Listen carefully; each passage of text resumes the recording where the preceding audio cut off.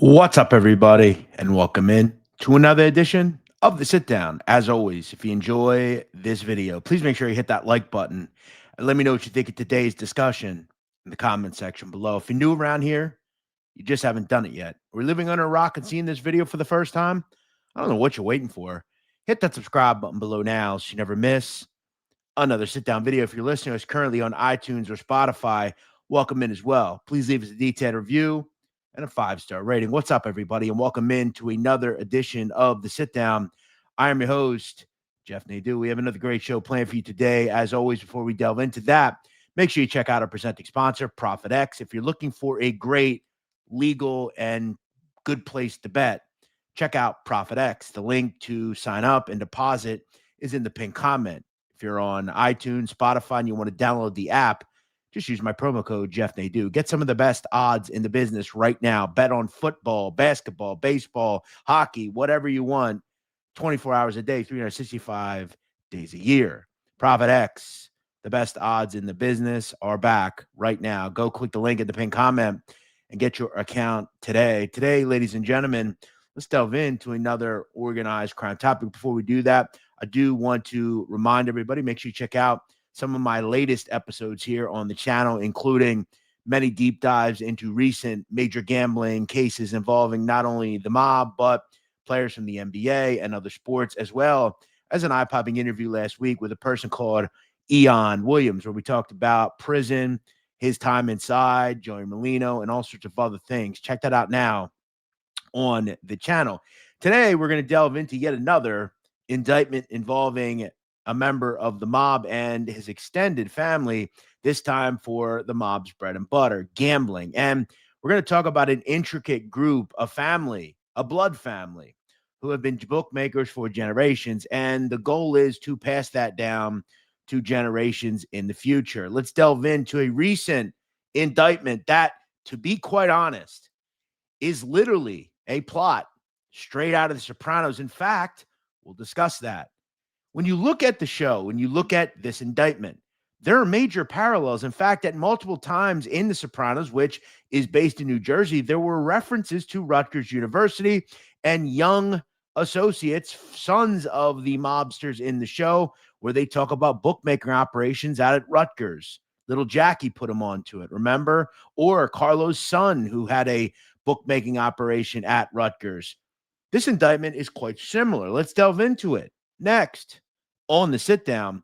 Now, before we delve into all these babyface characters and the guy up to the far left, Joey Perna, I want to kind of talk about the Pernas as a whole, because they're no stranger to this channel. I've talked about them before, whether it's John Perna or Joey Perna or Ralph Perna or whoever. It's important, number one, to understand the Pernas are a blood family inside of a mafia family. They're an intricate group of people. A lot of them have the same names. They are generations to generations. They are all bookmakers. This is like a family run, concrete business or some sort of dental business or a mechanic shop where you pass it down from generation to generations. It's just the thing about the Pernas are they're bookmakers, and that's how it goes. So this indictment really centers around Joey Perna, who is an alleged member of the Lucchese crime family. But to talk about the Pernas, you first have to start with Joey Perna's father, Ralph Perna. Now, Ralph Perna is from Newark, North Jersey area. And he originally in the 60s and 70s was coming up in the Lucchese crime family. And for years, the Lucchese crime family has had a faction in New Jersey. And it goes way back. I'm talking about the 20s, the 30s. The most notable name, a person that ran the North Jersey faction of the Lucchese crime family for approximately 15 years, from the mid-60s to the late 70s, was a person called Joseph Abate. Now, Joseph Abate, old school guy, old timer. He had a group of men under him and associates under him. They included Ralphie Perna, his brother, Michael Perna, and their extended family, their cousins, Martin and Michael Tessetta. So these guys are all family. They're all associates coming up. Now, Abate is in control of the New Jersey faction Lucchese crime family until approximately the late 70s, early 80s, to which the family comes under the control of a person called Anthony Tumac Asatoro. Now, Tumac Asatoro, as many people know, is a government witness. But he wasn't always a government witness. He, for a period of time, was a very powerful person in the Lucchese crime family. And once kind of Tony Ducks goes away, Anthony Casso and Vic Amuso assume control. That's where there becomes a kind of inner war between the New Jersey faction and the New York family. Now, Asatoro is in control till approximately 1988. He's eventually imprisoned in 1993 and becomes a government witness. At that point, the assumption is that Michael Mad Dog Tessetta becomes the captain of the New Jersey faction of the Lucchese crime family. Now, he's only in control for a period of about 5 years as official captain. He is demoted because Asatoro cooperates and puts Tessetta in prison, ultimately for life. At that point, Michael Perna, the brother of Ralph Perna, takes over. This guy right here. He then also goes to jail. And there's a musical chairs about who's the captain for years. You know, members of the Perna family are involved. Mikey Scars Jr. at one point was said to be the captain. And then in approximately the mid-2000s, cooler heads prevail. Ralph Perna becomes the captain of the Lucchese crime family's Jersey faction. And we'll get to present day and what goes on. As I said, though, when you look throughout the history of the Pernas, the Tessettas, all of these people, okay, the one thing that is pretty constant, most notably in Ralph Perna's faction of his family, is being a bookmaker. Okay, Ralphie Perna did it. His sons did it. His grandsons are now doing it. This is a generational thing. Is it the most notable profession and good profession to be? No. Obviously, being a bookmaker now is illegal, and it's always been illegal. But it is not the same as being some sort of killer or something like that. Would I want my son being a bookmaker? No, I would instruct him to do other things. But we have to remember, for decades, for generations, generally made members of the mafias, sons become made members of the mafia, and then grandsons generally follow in to become members of the mafia. It's not something I agree upon. That said, we all want to do what our father's done. And whether it's 2025 or 2005 or 1995, whether or not we think it's normal, to these people, it is still very normal. So again, Ralphie Perna is kind of the patriarch of the Perna crew. Now, I want to kind of talk about the fact that, as I said, being bookmakers in this group has not been, some sort of secret. I mean, these guys were arrested 10 years ago in something called Operation Heat. Notice Ralph Perna, Joey Perna, John Perna. Okay. Now, these are the Pernas in happier times. On the far left, up top, Joey Perna. In the middle, their brother, Ralph Perna. Now, I will state, Ralph Perna at one point in Operation Heat was arrested. However, under what I know and people that I talk to, Ralph Perna is really not involved with the life anymore, as far as I know. Throw John on the right there, the mother at the bottom. She's obviously not involved in the life. And then Ralphie Perna. Okay. So again, all of these people, it's no secret who they are. Now, the other son that I mentioned, John Perna, he has been in the news a lot over the last decade. He was arrested in Operation Heat. He was also arrested in a bizarre scheme where he served in prison after he attacked on camera a person on the far left, David Canton. He is the husband of former New Jersey Housewives television show Dina Manzo. Essentially what happened, and I talked about it here, but I'll just discuss it quickly. John Perna was hired by Dina Manzo's ex-husband, Tommy Manzo, to give Dina Canton's husband, her new husband, a beating. He went to prison over this. This is a big story. We talked about it. Now, John Perna got out of prison, federal prison, and was arrested in April of 2025. So a couple of months ago, in something we also talked about on this channel, an operation similar to the one we saw this past week where John Perna was arrested in a bookmaking, gambling, and poker bust. We all remember that. Notable arrests included Johnny Perna, Georgie Nexapola, and a person called Joseph R. Perna. I know this gets confusing. They call him Big Joe Perna. We know about Little Joe. This is Big Joe Perna. Big Joe Perna is the cousins of these people. His father was Michael Perna. Okay. So they're all related, right? We understand that. Now, other notable arrests in this case in April of 2025, also brought by the state of New Jersey, included a person called Wayne D. Cross. Now, Wayne D. Cross is another long-time bookmaker. Okay. He has been a bookie for decades. He is 76 years old. He's been around forever. Okay. These people have made millions of dollars over the years as bookmakers. He was also involved years ago in Operation Heat. Okay, now in Operation Heat, notice the person circled. Not a great photo of him, but he is named Michael Chetta, Cetta. Michael Chetta, another connector to these people. He, from what I understand, is all related to them too. He was a bookmaker. Michael Chetta passed away in 2013.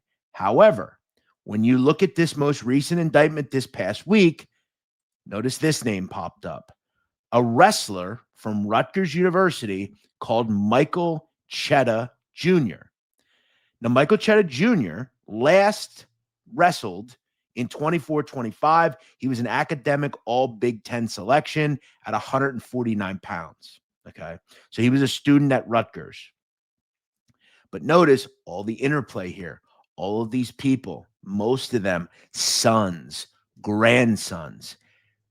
I know it's hard to understand, and I don't want to make excuses for these people, but when you think of your own family, like how many of you work together, right? I know in my family, we all have businesses. My family has various businesses, and it was passed down from my mother and father to my brother and to my sister and to me. I'm not involved, but it could have been. You know, that's how it works. Are these people doing business like some people do business or most people do business? No. But I know to a lot of people it sounds crazy, but this is what these people do. They're bookmakers. So let's get into this whole thing. But as we can see, there's a lot of interplay between recent indictments. And I do want to point out this recent indictment, I mentioned Michael Chetta. There was another wrestler here, Nicholas Ramo. Now, back when this indictment came out in April, I received a message on Twitter. It was a DM from a anonymous individual. I don't even know his name. It was a burner profile. He had contacted me the morning this indictment came out and stated that he had heard rumblings on the Rutgers campus that certain authorities were looking into certain frat houses and certain individuals on campus. I had heard about it from him, and then another person had made it known to me. Nothing ever came of it. I also want to make this clear. When Mr. Perna, John Perna, Georgie Neck, Joey Perna, when they were all arrested in April, little Joey Perna's home was raided that day, but he was not arrested. Okay, understand that. So I heard some rumblings about Rutgers. I heard some rumblings about Joey Perna. What I'm going to state before I get into this, somebody is talking in and around these people. I don't know who.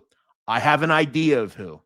I've been told by various people there is a person of interest that people are wondering about. And somebody's cooperating here because we wouldn't have all these indictments out of New Jersey involving all the same things and all the same people. Somebody is talking here.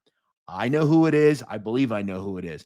I won't put them out there, but I will just say, I believe it is someone mentioned in this video.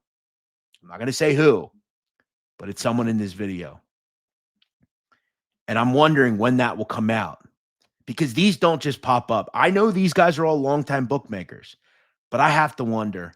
And remember, there was also a case that was very limited reporting on involving an associate of the Genovese crime family, also out of New Jersey, that was hopped up on for gambling as well. We have seen a lot of gambling indictments recently. Is it just one informant? Maybe. Is it multiple informants? Absolutely. Let's get into this recent indictment involving these youngsters and Joey Perna. Obviously, backer and financier, Joey Perna. What does that mean? Well, he's the money guy. I want to explain before we get into the actual thing here. I want to explain how this all works. Bookies, agents, you hear a lot of this stuff. Why is number one, illegal gambling appetizing to bettors? I'm a bettor. Okay. I will state right now, I bet with these types of people. Not these people, but there are bookies all around the country. Okay. It's a very normal thing still. Okay. They're called, you know, bookies, private books, um, off the street books. That's what you deal with. You know, it's a norm. Why is that appetizing? Well, because number one, you can bet on credit, right? And that's the most important thing. If I go to FanDuel, which I do, I go to MGM, I go to Profit X, okay? I have to bet with my money. I have to put it up to wager. If I want to wager on Florida State against Clemson, I have to put up that. If I bet $500, I got to put that 500 up. Okay. If I bet with these people with a paper head website, I don't have to put any money up. They will give me a credit line. Now, how does this work? Well, it all starts with a website, and it's some random site. It might be called bigbets.com. I don't know, whatever. It's just a sham website. But you go on it, it's like a casino in front of you. You can bet on whatever you want. There are people called agents where you have a master agent who handles all the day-to-day stuff, right? He gets to look at ledgers. He looks at who's up, who's down. He keeps track of everything. There is then sub-agents and agents underneath him. They all have their own little group of bettors underneath, and they oversee them. And it's just a little cocoon. Maybe one group has 11 people. There's 20 on another. And they all are money-making entities. It all flows up top. The money guy up top, which is Joe Perna, he's kind of the backer here. So he's the guy that kind of sets off if, let's say, they have a bunch of money on a game or they can't pay out, they'll go to him and he'll help them. They all make money together, everybody. They're all sub-agents. Now, let's explain these people. Okay, notice, master agent, Joseph R. Perna. He is the son of Joseph M. Perna, right? He is your master guy. So he's kind of helping out, making sure everybody knows who's up, who's down. He deals with collections, all that sort of thing. And he has people below him that have people that are betting into them. Notice Anthony M. Perna. He has his group of bettors underneath him. He is also the son of Joseph M. Perna. Notice far right, Kim Zito. Kim Zito married Joseph M. Perna this summer in New Jersey. It was a who's who of mobsters there. I heard a lot about it. They married this summer. His ex-wife, Rosanna Magno, is also involved in this indictment. I'll discuss those two later. Kim Zito has a son listed here, Frank Zito. He is also an agent of these people. Now, I have talked to various people, and I don't want to put them out there, but I heard Frank Zito is a real piece of work. I'm not going to go too deep into what that means, but I've just heard that. I'll just state. Also arrested as well, Michael Chetta, who we talked about. Michael Chetta is a wrestler, or once was a wrestler at Rutgers. Also arrested as an agent, Nicholas Ramo, another person who at one point wrestled at Rutgers. These two know each other. Pretty simple to understand. Also arrested, Dominic Perna. He is the son, from what I understand, of Big Joe Perna. So Dominic is a cousin to Joseph and Anthony Perna, the sons of Joseph M. Perna. I know it gets complicated, but I'm here to help. All of these people are facing a wide array of state charges. It will be interesting to wonder, will the feds supersede all of this? We don't know. It's absolutely possible. Now let's get to some numbers. How much were these guys making? How much were they getting in wagers? I can't answer that. That said, this investigation was approximately 2 years. Okay. And according to the state officials, $2 million. I know that sounds like a lot, and I haven't been given the distinction of, is that 2 million they made in profit, or 2 million in wagers? Because if that's 2 million in wagers, that is an extremely small amount. I don't believe it is. I think that's profit in the 2 years. So all these people accumulated about 2 million. Now, again, there are a lot of people involved here. They all didn't make a ton of money. These guys are making good money, though. You think about it. Let's just say we'll pick one of these guys out. Let's say Michael Chetta. Michael Chetta has 10 people under him that are betting into him. I'm going to guess most of the people that are involved in the betting here are neighborhood people, kids in college. These aren't huge bettors. I'm going to guess they don't have people betting 50, 60, 100K a game in these operations. These are your normal patrons at bars, friends of friends, that sort of thing. These are normal neighborhood people. I'm going to guess that are betting 50, 100, $200 a game. That said, let's say you have a good week here. You have 10 guys underneath you. 7 lose, which is pretty normal. Most bettors don't win. Let's say 7 lose 500 apiece. That's 3,500. Let's say you have a guy or two that wins a few hundred. I mean, one of these people might clear 3, 4, 5,000 a week. And let's say you look at all the agents here. There's a ton of agents. All of these people have various people under them. Most of the time, bettors lose. This is where betting is, being a bookmaker is very profitable. Most people don't win in gambling. Most people that bet on sports don't win. And remember, another thing that a lot of people will not tell you about paperhead bookmakers, they call them locals. This is what a local is. Locals, number 2, limit parlay profits. So if you bet a parlay, you go to FanDuel, you can bet a 10-team parlay. You can take 50 cents and turn it into 200,000. These bookmakers don't do that.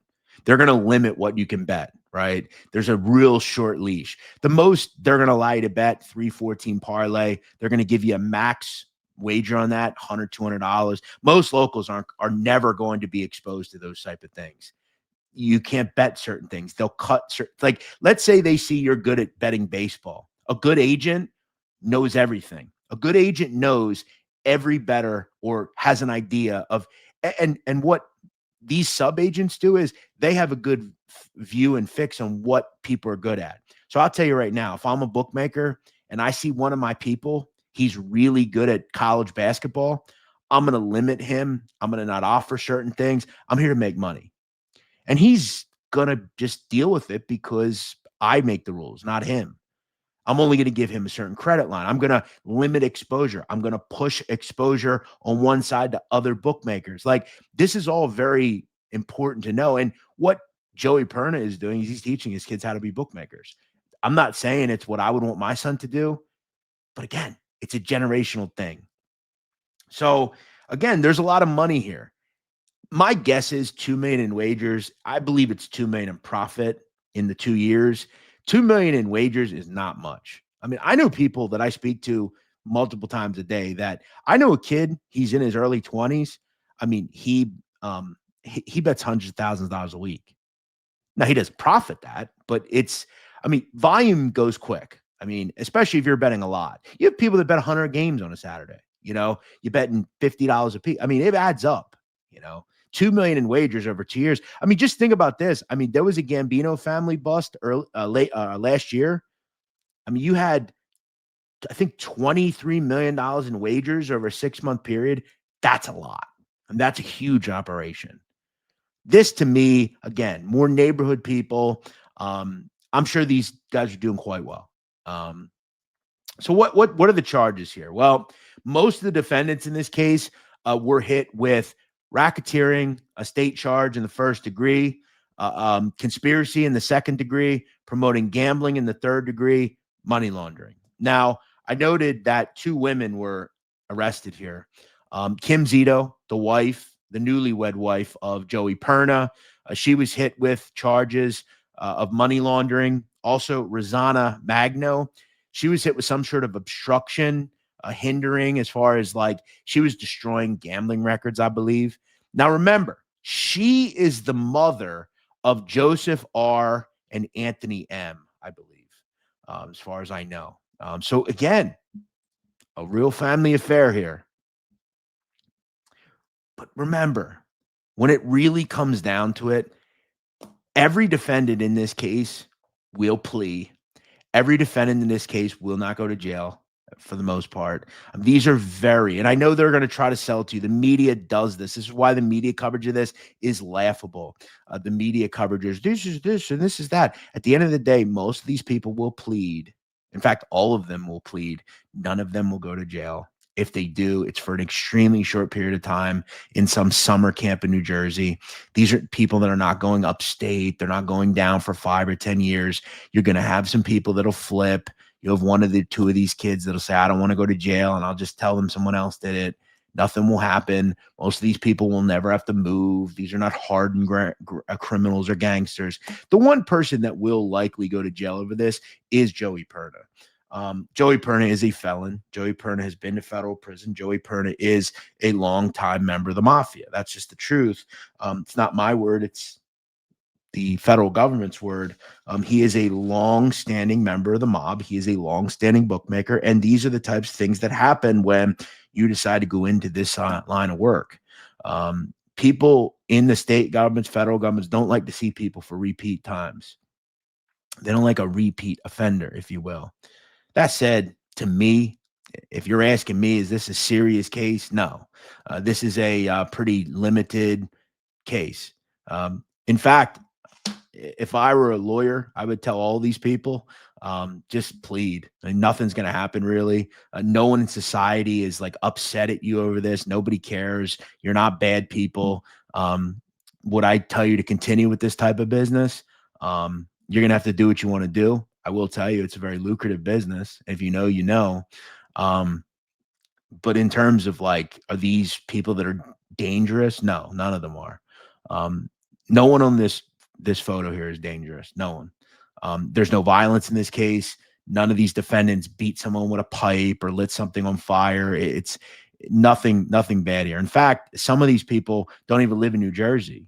They're friends of friends, or, you know, hey, I got an account. Do you want a couple of customers? Like it's all real nickel and dime stuff here. The reason this case was brought is because the New Jersey state government is cracking down on illegal bookmakers. The truth is, though, if you go to Meadowlands, you can bet legally on sports.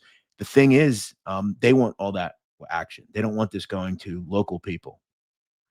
So are these upstanding members of society? Most people will tell you they aren't, but in terms, they kind of are. I mean, people like betting with bookmakers. People are gamblers. People like to bet on sports. These people are just filling a need.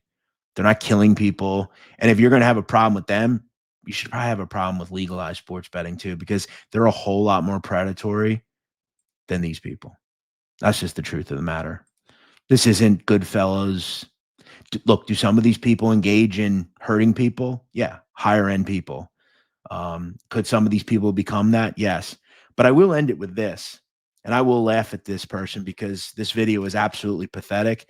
John Panisi recently reported on this, and John Panisi gave his 2 cents on why Joey Perna is a bad person and a bad guy because he let his sons be criminals. John, number one, they're like half of bookmakers from a family that just is bookmakers. I mean, they're not like you. Who are you to tell us about criminality, John? Seriously, who are you to tell anybody about anything in this life? Who are you? A person who, let's remember, killed another man because of a woman. You shouldn't tell anybody about what to do and what not to do. And in the end, remember, John, you willingly went to the FBI. No charges were being brought against you, but your grandma, who is dead, told you to go cooperate. Who are you to tell anybody about how to raise anybody? You shouldn't throw stones in glass houses. You're no better than any of these people. In fact, you're probably the biggest scumbag of them all. So you probably shouldn't give an opinion out on this, John. I would sit this one out, as the kids say. I hope you enjoyed this video. We'll see you next week here on The Sit Down.